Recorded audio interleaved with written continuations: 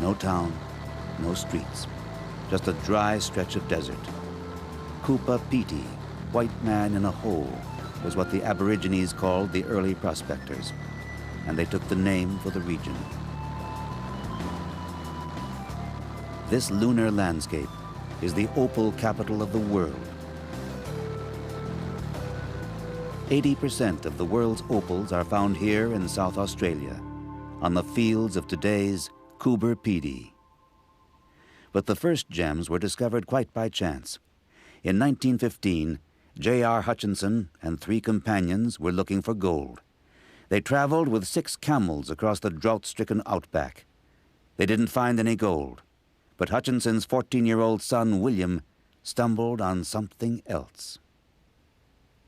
Opals.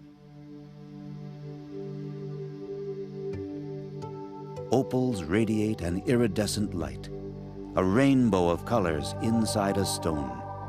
They are not just valuable, but exquisite, and in the loveliest, a fire glows deep within.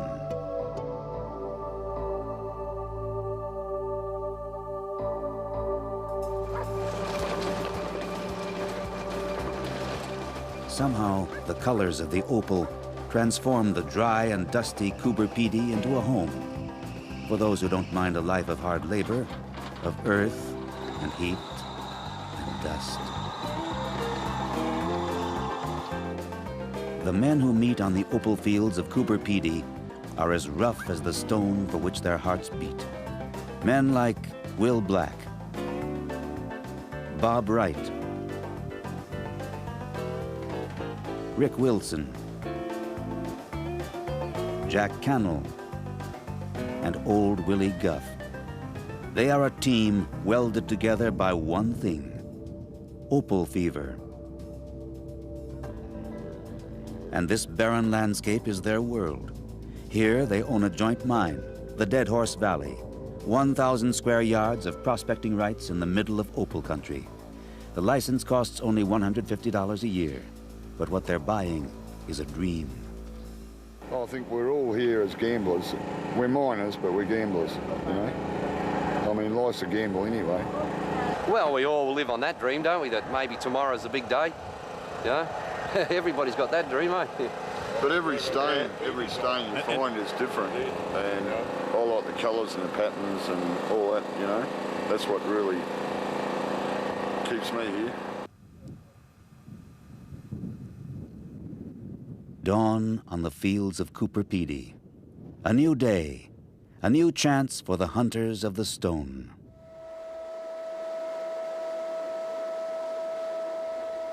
Like so many others, this day begins with the roar of the diesel, with dust and dirt. For Rick and his friends, hard work and tough conditions are all part of the game.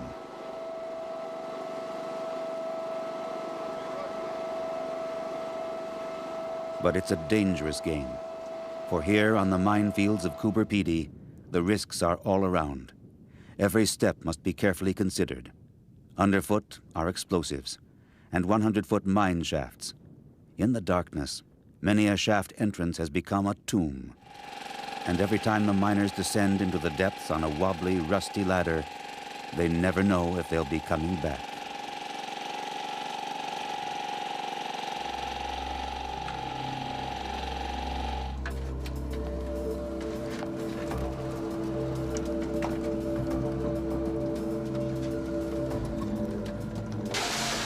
Down under the earth, the men burrow like moles.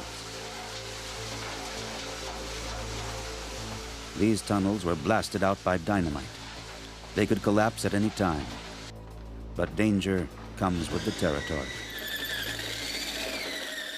Down here, everything is impromptu, jerry-rigged. They make it up as they go along.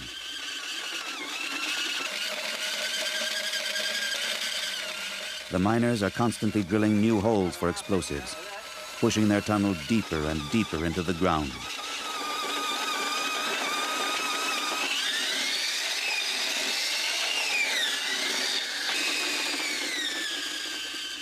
Up above, Bob makes the dynamite charges by hand. It's a makeshift little package, but potent. Hold our ends in, tuck them in.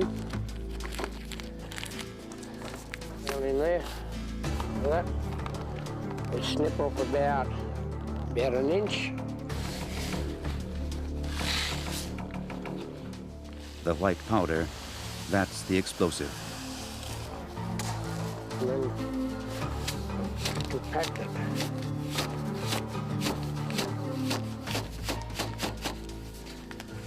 Okay.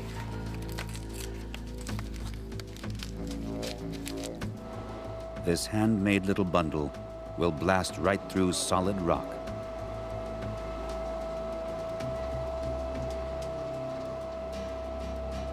In Dead Horse Valley, blasting takes place every day. None of the miners are explosive experts. They just learn as they go. But they've been lucky up to now, unlike some of the others in the region. We had a couple accidents last week out the 14 mile and that, you know, and blokes' stupidity within themselves, you know. You've got to leave pillows. People will see opal, and all of a sudden you get this vertical or a trace, and they realise they've got this pillow. You must leave pillows, and if you don't, that ground, you dig underneath it and just bring the whole roof down. There's no warning, it's just one big thud, quick. And I mean, you just hear wham, thud.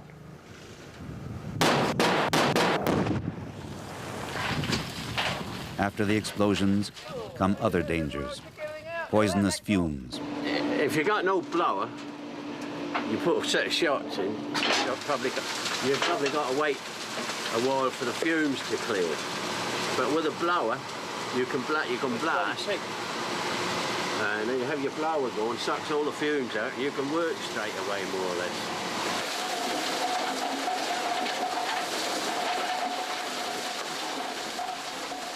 The blower is a giant vacuum cleaner. It sucks up huge lumps of rock as if they were breadcrumbs.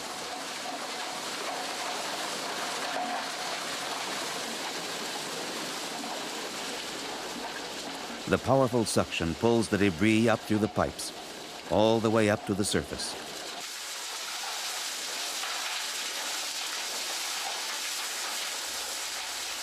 Above ground, Will and Rick take care of the diesel pump and generator which power the blower. These are the two most important pieces of equipment, and they are constantly on the verge of breaking down. And nothing is more difficult than getting hold of spare parts in the Australian outback.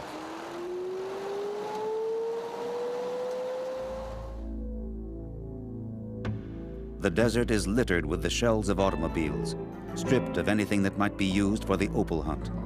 It's a graveyard of cars, remnants rusting away under the scorching sun. Out in this hard land, dynamite is not just a tool to hunt opals. It's also used to solve differences of opinion. This is the remains of an old blower. They had an argument, the company had an argument, and one of the partners blew it up. Set a couple of bags of nitropil underneath it and just exploded it. This is all bits and pieces of it lying around here. Rough methods for a rough place. Problems are also caused by the clandestine nighttime visitors to the mines, the night shifters. Do a lot of damage because when we're mining, we mine safely, but when they come in, they just, because they're trying to do it quick, they put a heap of shots in, blow down under the level, and then knock it down, you know, and they make a mess of the mine. They leave the roof dangerous. So out here, who protects the mines and miners? Government officials? The police? We are the police. We police our own territory. You have to protect your property, yeah, and this is your property, yeah. So, well, if it comes to it, you'd have to shoot them, wouldn't you? Especially, some of them are pretty mean, some of these night shifters, you know, they'll try shooting you too. You know, so you have to be prepared.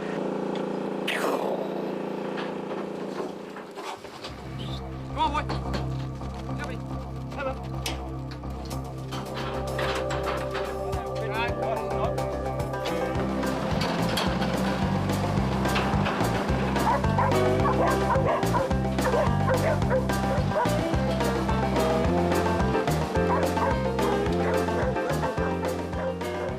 the men don't work all the time in Dead Horse Valley. Today is one of those days when they try their luck someplace else.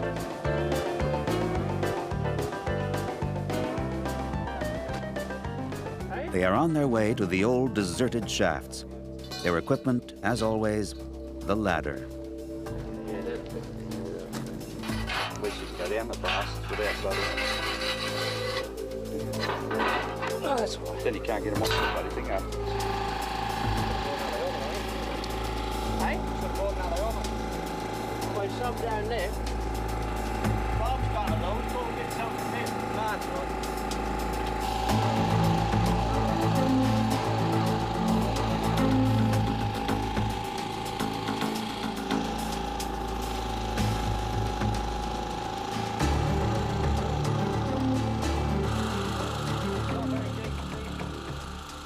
Will scans the desert floor. The largest opal in the world was found in an abandoned shaft, and it wasn't even covered with dirt, so it's always worth looking. In this Wild West, the stakes and the dangers are as high as ever, but the rewards are great.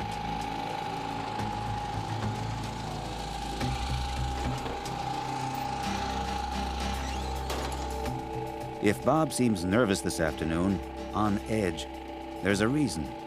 He has just found a cache of opals, but not in the Dead Horse mine. Back at his camp, he agrees to show us his find. Yeah, brother.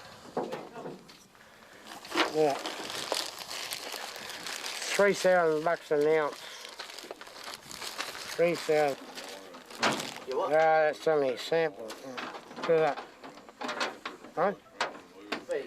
Top quality. Look at the quality in that. That's what all the opal boys want to buy. 8 mile opal. Bob owns a small private mine behind his dugout. He works it with the help of Jack and old Willie.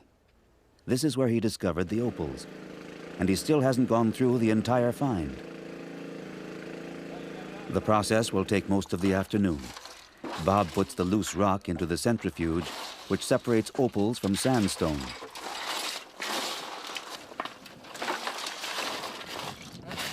Don't put so much in this time, eh?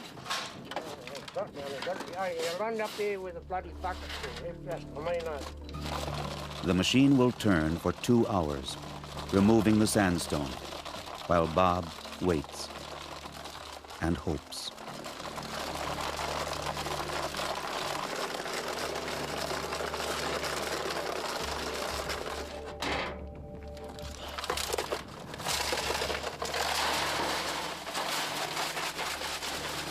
And finally, it's time to clean the stones once again and see if there are a few more opals to be retrieved from the pan.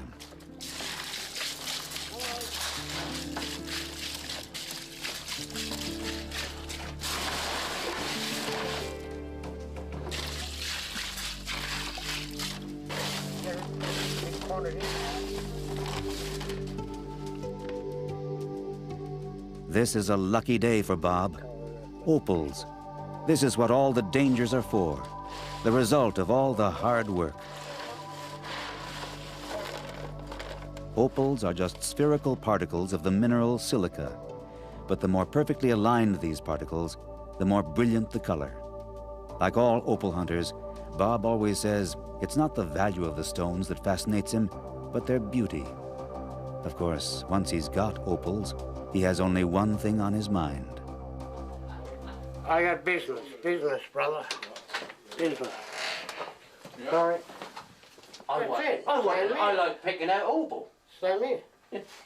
But when you turn round, I got 40%, and you want to cut me 15% off to cover $200 or $300. Oh, $100 of bloody expenses.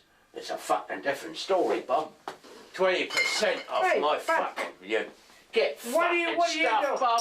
I don't fucking know. You know you can stuff your fucking opal up your fucking ass. No. I don't want to know, Bob. What do you get? I don't care what I fucking get, you greedy bastard. No, I'm not. When money is involved, even friends can become rivals. For Bob and John, the search is always more fun than the business. But sooner or later, when things cool down, they can sit down together, have a few beers, and put it all behind them. Willie's going to explain. I'm wrong, not you. No, So I admit it, John. Hey, John? Yeah, bitch too. Hey. And so, in the end, harmony is restored in Dead Horse Valley. Hey, yeah, look at that. And Bob's rough opals, they're on their way to Yanni Athanasiadis.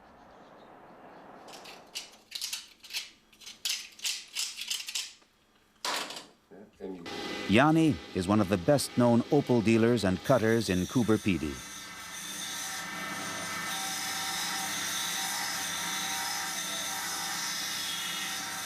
Over the years, he's handled a lot of gems and seen a lot of opal hunters come and go. In opal mining, perhaps it could happen to anybody at any time. Today, you are broke, you don't have money even to buy cigarettes. Tomorrow, you may have a lot of hundreds of thousands of dollars in your pocket. You only need to find the right place to dig this beautiful stone out, and it's very easy then. The best opals will be found tomorrow. That's the motto of everyone out here. And I did get the opal fever. Since that day that I got involved in opals, that's my life. Opal is my life the last 25 years. I don't know to do anything else. A life in Coober Pedy, a life for the stone. Coober Pedy is a very nice place to live. You make very good friends. People are very, very friendly. A newcomer in Coober Pedy will feel at home after a few days. Everybody is welcoming people in Coober Pedy, and it is a different place. More than 60 nationalities live in Coober Pedy, and many of them live underground. Even the Christian Orthodox Church on the hill is carved out of the rock in a so-called dugout. There are some very beautiful houses. From outside especially, you don't see a dugout very much. You really have to go inside. From outside, it looks like a hill with one door. You go inside, there are some beautiful homes. One day, everybody comes back.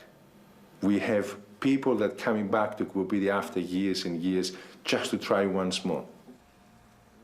Like the old-timers, even though they long ago buried their dream of a great find, still they return to Coober Pedy to spend the evening of their lives here. Or like the professionals who want to try their hand one more time in Coober Pedy to see whether technical sophistication is luckier than dynamite and a pick.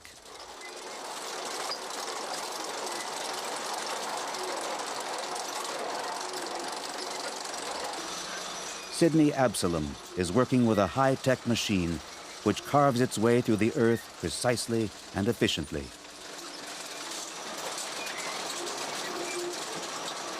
He works his way down, 20 yards a day, every day. The tons of loosened stones fall directly onto a conveyor belt and are transported upwards to an elevator.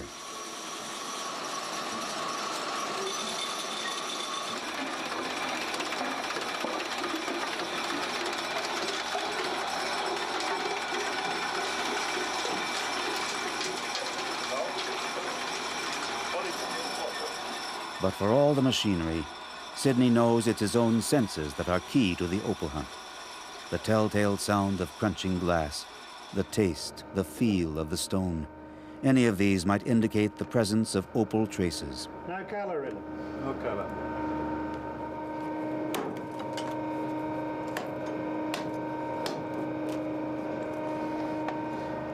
That's an opal line there. Yeah.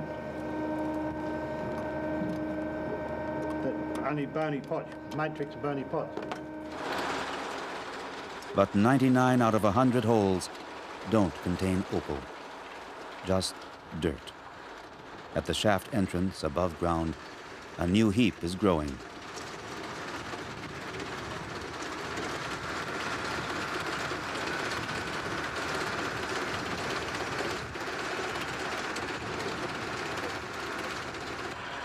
And wherever there's a heap, there are men like Kevin Wilson, men they call the noodlers. Kevin works with the dirt others have cast off. He feeds it into a hopper, where it is funneled inside. In a darkened cabin under ultraviolet light, Kevin's wife removes the opals, which show up white.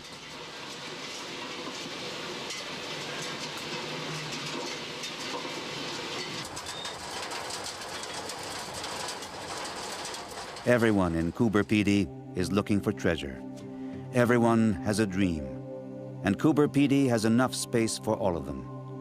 Of course, some people will discover opals, some won't. But everyone who comes here finds something else, a wide open way of life. Here, you can live any strange way you want, and they've got the interior decorating to prove it.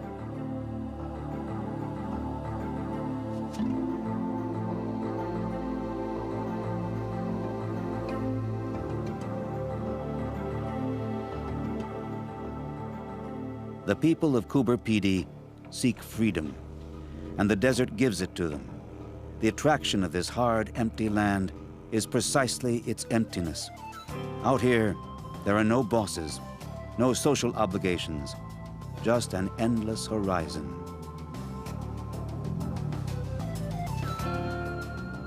Even in death, the residents of Coober Pedy thumb their noses at convention.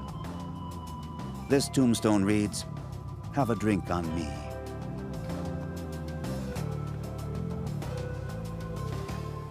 Because, well, no, it's freedom. It's freedom, you know, not like the city where you have to be up at 9 o'clock in the morning and home at 5 o'clock at night, you know. Here, if you want a couple of days off, you just take a couple of days off. How many days? Oh, you can take as many as you like, you know.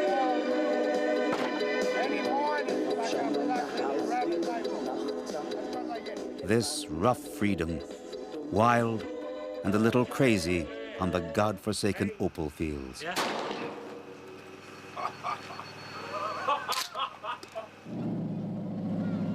And once a week, on Saturdays, the opal hunters leave the holes and the tunnels behind and come out to the track to exchange the thrill of the colored stone for the thrill of high-speed racing. And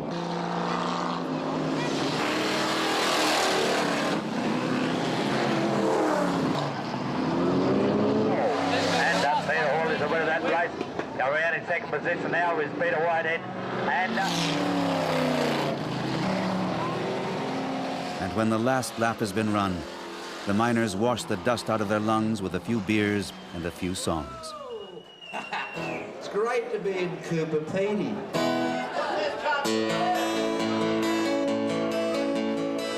Here's a song that sort of... Boredom in the outback? Not in Coober Pedy. It's a good sing-along, so I want you to all sing along with this one, right? This song was recorded in England and would sound like this. Each day here brings something different. Hope, disappointment, and perhaps the overwhelming sight of an opal that glows like the setting sun. As another day ends and evening falls on the fields of Coober Pedy, silence is rare. The engines here run around the clock. The machines are still working even while the miners sleep.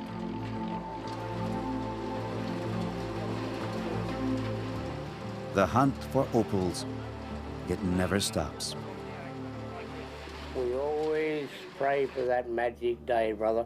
It could be just beyond an inch of that dirt. You know, you pick away. You make opal, then it'll come and then it'll disappear quick as it comes, and then bang, you can just have that magic stone. That magic stone can be that size, $1 million. At Coober Pedy, it's all just one sunrise away. That magic day, that magic opal, the fire in the stone.